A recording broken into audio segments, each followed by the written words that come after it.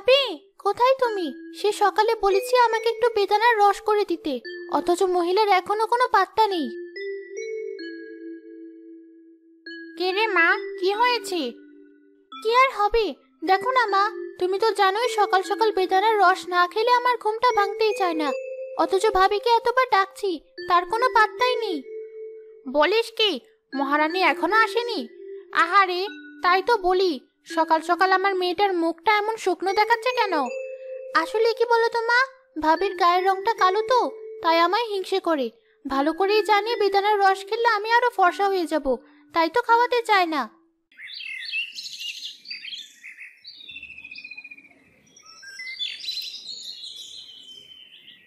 যাই, কুসুম সেই সকাল থেকে বেদানার রস চাইছে, ওকে এটা দিয়ে আসি, না হলে তো আবার বাড়ি মাথায় করবে। এই যে মহারানী, এতক্ষণে তোমার আসার সময় হলো? না মা, আসলে আজ ঘুম ভাঙতে একটু দেরি হয়েছে, তাই সবকিছুর সামনে দেরি হয়ে গেল। এই নাও কুসুম, তোমার বেদানার রস। এ কি, এতটুকু বেদানার রস? তুমি জানো না আমি রোজ সকালে 1 গ্লাস বেদানার রস খাই? অবশ্য তুমি কি করে এসবের মর্ম বুঝবে? তোমার যা গায়ের রং, ভাইয়া কেন যে তোমায় বিয়ে করলো? আসলে কুসুম, গ্রামে তো আর সবসময় বেদানা পাওয়া যায় না, তাই যে একটা ছিল সেটা দিয়েই তোমাকে বানিয়ে দিয়েছি। আজ তোমার ভাইয়া এনে দিলে না হয়। হয়েছে হয়েছে, তোমাকে আর সাফাই গাইতে হবে না। আজ আসুক ভাইয়া, তোমার নামে এমন মন্ত্র দেব, তখন বুঝবে। দেখেছো তো মা, তোমার বৌমা আজকাল কিছু বললেই কানে নেয় না। আরে চুপ কর তো, তোর বাবার কথা অমান্য করতে পারিনি বলে আজ আমার অমন রাজপুত্র ছেলের কপালে ওই বউ জুটেছে। ওকে আমি বৌমা মানি নাকি? তুমি মানা না মানাতে কি যায় আসে, দিন শেষে ওই তো তোমার ছেলের বউ। হ্যাঁ মা, এটাই তো বড় কষ্ট। কষ্ট পেও না মা, এখন তো আর বাবা বেঁচে নেই, এবার যদি ভাইয়াকে আরেকটা বিয়ে দেওয়া যায়। সে কথা কি আর আমি ভাবিনি মা, সবই আমার পোড়া কপাল। এই কালো কুৎসিত বউটা আমার ছেলেটাকে যে কি জাদু করেছে, ও তো বিয়েই করতে চায় না। যাই হোক, আমি আসি মা।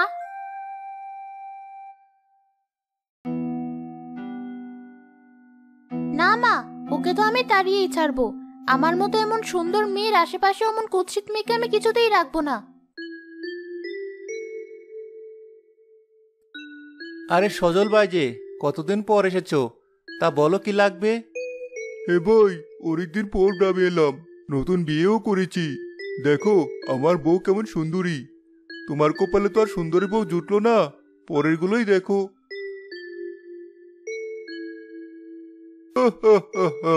কিছু মনে করলে নাকি? আমি কিন্তু মজা করলাম, তাছাড়া তুমি তো আমার বন্ধুর মতো। না না সজল ভাই, আমি কিছু মনে করিনি। তাহলে আসি ভাই, তবে যাই বলো না ভাই, চাচা তোমার সাথে বড় অন্যায় করেছে। না হলে কেউ কি কখনো নিজের ছেলের সাথে অমন মেয়ের বিয়ে দেয়? কিসব বলছো? ওর কথা কিছু মনে করবেন না ভাই, ও সবসময় মজা করেই কথা বলে। না না ভাবি, আমি কিছু মনে করিনি। আমার বউ দেখতে খারাপ হলে কি হবে, মনটা বড় ভালো। তাই নাকি? বেশ তো, তাহলে একদিন ভাবির সাথে গল্প করে আসবো। এখন আসি।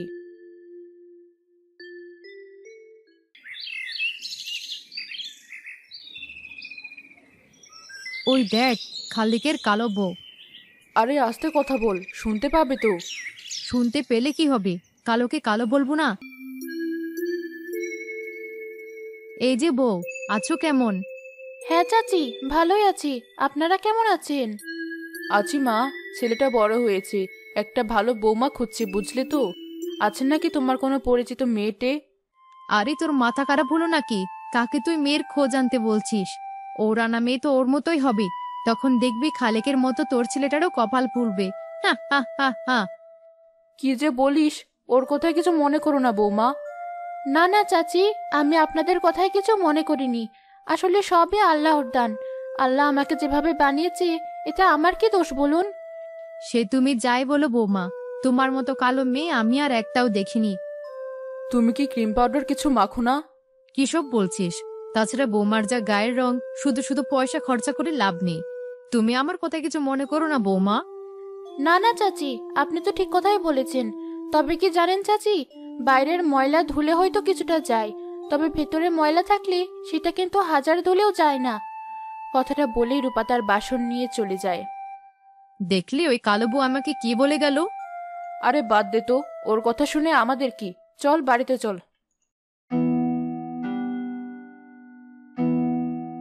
দেখেছো মা, তোমার মহারানী এখনো বাড়িতে আসলো না। কি করে আসবে? তাকে তো এক গাদা বাসন দিয়ে পুকুরে পাঠিয়েছি, আজ বুঝবে ঠেলা। এই রোদে পুকুরে যেতে কেমন কষ্ট হয়। তুমি যাই বলো মা, আমি নিশ্চিত পুকুরে গিয়ে ও তোমার নামে বদনাম করছে, না হলে এত দেরি তো লাগার কথা না। কি বললি? ওর এত বড় সাহস আমার নামে বদনাম করবে? তো আর বলছে কি? দেখে ভালো মনে হলে কি হবে, তোমার বৌমার গিটে গিটে বুদ্ধি। বেশ, তাহলে আমিও দেখছি। আজ আসুক বাড়িতে খোকা, ওর নামে এমন বদনাম করব, তখন বুঝবে কেমন লাগে। ওই তো ভাইয়া আসছে। দাঁড়া, তাহলে একবার রান্নাঘরে যাই। মা, কোথায় গেলে তুমি? কোথায় আর যাবে? তোমার যে বউ, সে তো সারাদিন পাড়াতেই পড়ে থাকে। কিসব বলছিস? যা সত্যি সেটাই তো বললাম। এ কি মা, এই সময় তুমি রান্না করে কি করছো? তুমি তো দেখছি ঘেমে একদম গোসল করে ফেলেছো। এ আর করবো বাবা, মায়ের মন। আমি তো জানি এখনই তুই বাড়ি ফিরবি, তাই তো রান্না করে গিয়ে রান্নাটা করছিলাম। সে কি, তুমি কেন রান্না করছো? রূপা কোথায়? তার কথা আর কি বলবো বাবা, তোকে বললে তুই বলবে আমি তোর বউকে সহ্য করতে পারি না। না মা, তুমি বলো না কি হয়েছে। রূপাই বা কোথায় গেছে? তার খোঁজ আমরা কি জানি? রান্না বান্না না করে পাড়ায় পাড়ায় আমার নিন্দে করে বেড়াচ্ছে। কিছু মনে করিস না বাবা, তোর বউয়ের যেমন রূপ তেমনই তার ব্যবহার, নইলে কি এই বয়সে আমায় এত কাজ করতে হয়? ওই যে ভাইয়া, তোমার বউ এসেছে। এ কি রূপা, এই ভর দুপুরে কোথায় গিয়েছিলে তুমি? আমি তো বাসন মাজতে পুকুর ঘাটে গিয়েছিলাম। এই সময় রান্না বান্না বাদ দিয়ে পুকুর ঘাটে কি কাজ তোমার? এসব তুমি কি বলছো? আমি তো রান্না বান্না সেরে তবেই বাসন মাজতে পুকুরে গিয়েছি।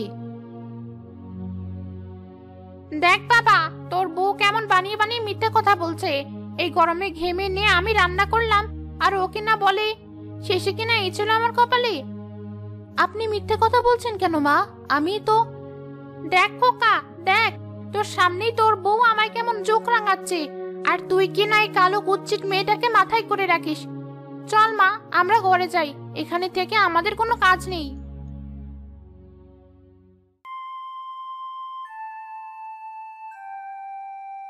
সত্যি মা, আজ তুমি যা করলে, আমি তো তোমার ভক্ত হয়ে গেছি। করবো না মানে? সারা পাড়ায় আমার নামে কুৎসা রটিয়ে বেড়ানো, আমিও দিয়েছি। এবার বুঝবে কত ধানে কত চাল। এভাবেই ভাইয়ার কানে বিষ মন্ত্র দিলে ওটাকে বাড়ি থেকে তাড়াতে হবে, না হলে ওর মতো অমন বীজ একটা মানুষের ছায়া আমার গায়ে পড়লে আমিও তো ওর মতো হয়ে যাব মা। না মা, এ আমি কিছুতেই হতে দেব না। সবে তো খেলা শুরু করেছি, ওটাকে তাড়িয়ে আমি যদি ঘরে খালেকে নতুন বউ না আনতে পারি, তাহলে আমার নামও রেহানা না। বিশ্বাস করো, আমি রান্না বান্না সেরে শুধুমাত্র বাসনগুলো মাজতেই পুকুরে গিয়েছিলাম। কি বলতে চাচ্ছ? আমার মা মিথ্যা কথা বলছে? দেখো রূপা, তোমার জন্য মাঠে ঘাটে গ্রামগঞ্জে আমাকে কম ছোট হতে হয় না, তবুও আমি তোমাকে ছাড়িনি, কারণ ভেবেছিলাম তোমার মন ভালো, তুমি আমার মা বোনকে দেখে রাখবে। তুমি আমায় শুধু শুধু ভুল বুঝছো। হতে পারে আমার গায়ের রং কালো, তবে বিশ্বাস করো আমার মনটা কালো না। হ্যাঁ হ্যাঁ, তোমার মন যে কতটা সাদা তা তো আজ বুঝতেই পারলাম। না হলে এই বয়সে তুমি আমার মাকে দিয়ে কাজ করাও? তুমি আমায় বিশ্বাস করো না? তুমি বলো এই কাজ আমি করতে পারি? শোনো রূপা, তুমি যাই বলো না কেন, নিজের চোখকে তো আর অবিশ্বাস করতে পারি না। এখন তো মনে হচ্ছে মায়ের কথায়। কি বললে? কি আর বলবো, এখানে আর আমার একটুও ভালো লাগছে না। না খেয়ে কোথায় যাচ্ছ? কোথায় আর যাব, বাড়িতে যা হচ্ছে তাতে গলা দিয়ে আমার ভাত নামবে না, তাই বাজারে যাচ্ছি।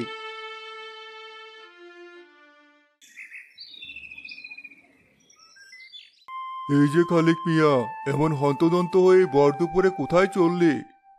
কোথায় আর যাব, বাড়িতে শান্তি না পেয়ে বাজারে যাচ্ছি, দেখি দোকানে বসে শান্তি পাই কিনা।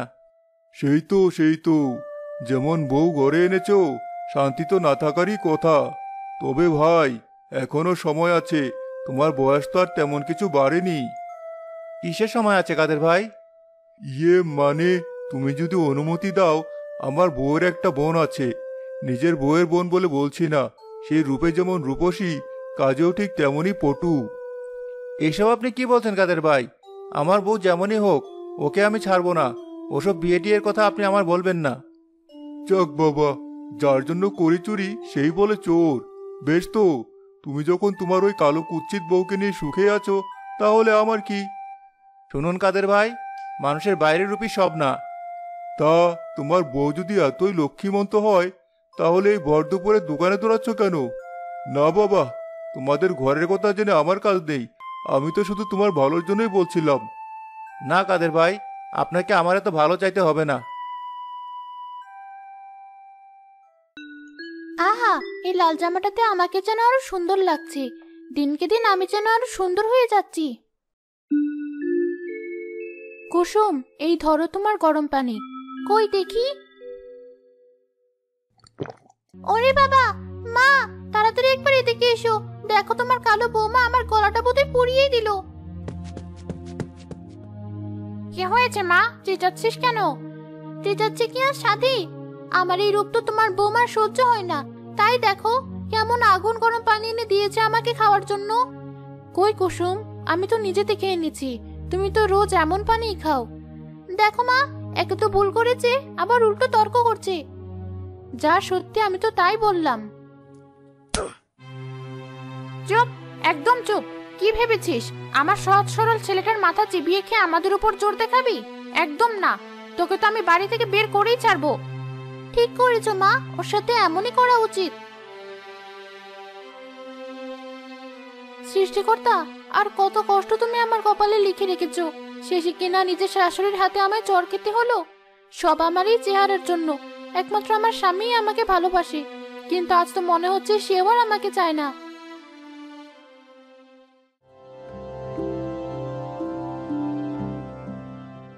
খালেক বাড়িতে ফিরে দেখে কুসুম তার বিছানায় বসে কাঁদছে, আর তার মা খাটের পাশে দাঁড়িয়ে আছে।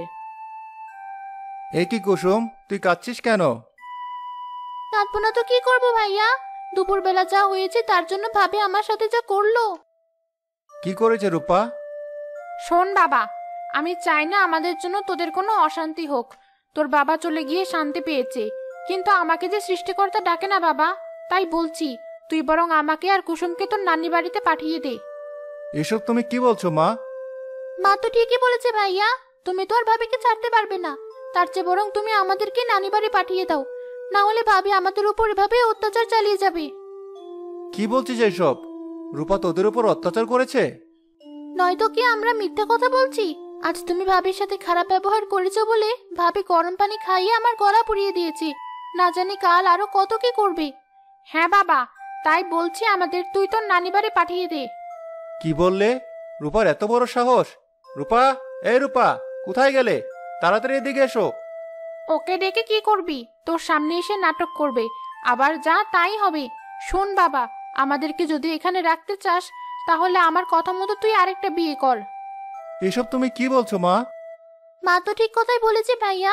অমন বিশ্রী বউ তোমার, আজ না হোক কাল তোমার ছেলে মেয়ে হলে তারাও তো ওর মতোই হবে। তাই বলছি ওকে তুমি ছেড়ে দাও। না না, তা কি করে হয়? বেশ, আমি এখনই ওকে ডাকছি। রূপা, এই রূপা।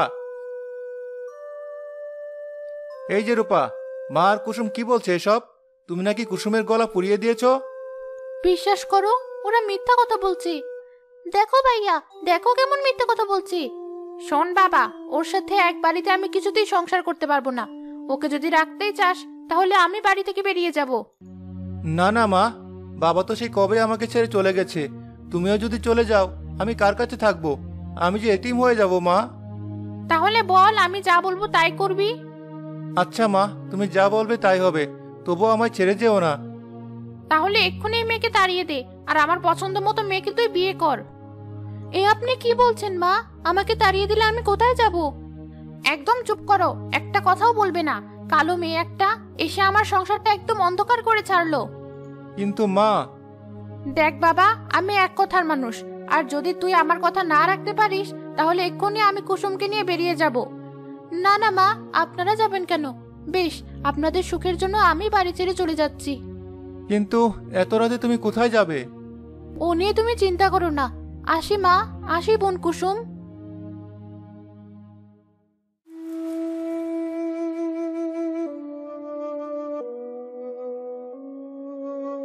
সৃষ্টিকর্তা, শেষে কিনা এই চেহারার জন্য আমার স্বামীও আমাকে তাড়িয়ে দিল। এই জীবন রেখে আমি কি করব? তার চেয়ে বরং তুমি আমার মৃত্যু দাও। রূপা কাঁদতে কাঁদতে একসময় গাছের নিচে ঘুমিয়ে পড়ে। সকালে এক অদ্ভুত আওয়াজ শুনে রূপার ঘুম ভাঙে। কে কোথায় আছো? আমায় একটু পানি খাওয়াও। কেউ কি নেই এই জঙ্গলে? এই কঠোর রোদে আমার শেকড়গুলো যে শুকিয়ে গেল। এ কি? এই জঙ্গলে এভাবে কে কথা বলছে? কে কে তুমি? সামনে এসো। এই যে মেয়ে, তুমি কি অন্ধ? তোমার সামনে জলজন্তু দাঁড়িয়ে আছি, আর আমাকে তুমি দেখতে পাচ্ছ না? এ কি করে সম্ভব? একটা গাছ কথা বলছে? হ্যাঁ, আমি কোনো সাধারণ গাছ নই। তার আগে আমায় একটু পানি খাওয়াও দেখি, তারপর না হয় বাকি কথা হবে। কিন্তু এই গভীর জঙ্গলে আমি পানি পাবো কোথায়? পাবে পাবে, মন দিয়ে চাইলে সব পাওয়া যায়। আর তুমি সামান্য পানি পাবে না? ওই তো সামনের ডানে গেলে একটা পুকুর পাবে। যাও, ওখান থেকে পানি নিয়ে এসো। আচ্ছা বেশ, আমি এক্ষুনি যাচ্ছি। চলে তো এলাম, কিন্তু পানি কিসে করে নেব?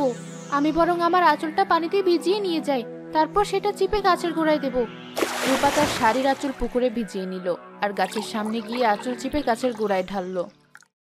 আহা, কতকাল পর যেন একটু পানির ছোঁয়া পেলাম। সত্যি মেয়ে, তুমি আজ আমার বড় উপকার করলে। তবে আমি তো শুধু শুধু তোমার উপকার নেব না। বলো, কি চাও আমার কাছে? আমার মতো হতভাগী আর কি চাইবে? আমার এই কুৎসিত রূপের জন্য আজ আমার শ্বশুরবাড়ির লোকেরা আমায় তাড়িয়ে দিয়েছে। এখন মৃত্যু ছাড়া আমার আর কিছুই চাওয়ার নেই। আহারে, তুমি তো দেখছি সত্যিই অভাগী। বেশ, তোমাকে যা বলছি তাই শোনো। আবার তুমি ওই পুকুরে যাও, দেখবে ওখানে একটা ডুব দিলেই তোমার সব দুঃখ দূর হয়ে যাবে। কিন্তু আহা, কিন্তু কিন্তু করো না, যা বলছি তাই শোনো। রূপা গাছের কথা মতো পুকুরে গিয়ে একটা ডুব দেওয়া মাত্রই চারপাশে আলোয় ঝলমল করে উঠল। সে পানিতে নিজের সুন্দর হয়ে যাওয়া প্রতিচ্ছবি দেখে চমকে যায়। এ কি? এ আমার কি পরিবর্তন হলো? আমি এত সুন্দর হলাম কি করে? এ কি করে সম্ভব? ধন্যবাদ গাছ, তোমার কারণে আজ আমি এত সুন্দর হয়েছি। কিন্তু এই রূপ দিয়ে আমি কি করব? আমার স্বামী তো আমাকে তাড়িয়ে দিয়েছে। ভয় পেও না মেয়ে, আমি যখন বলেছি তখন নিশ্চয়ই তোমার দুঃখ দূর হবে। তুমি ফিরে যাও নিজের বাড়িতে। বেশ, তুমি যখন বলছো আমি ফিরে যাচ্ছি।